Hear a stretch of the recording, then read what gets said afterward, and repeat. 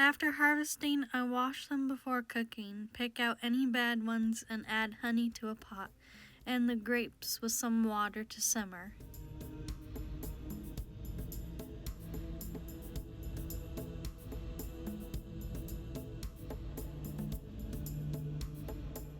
You can see that this is a seeded grape, so I plan to strain it and turn it into a jam.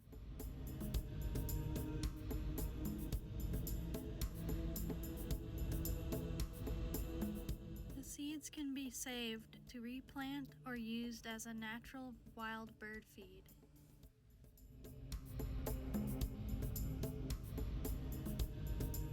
If you want juice for dumplings, you can also use this method with a bit more water.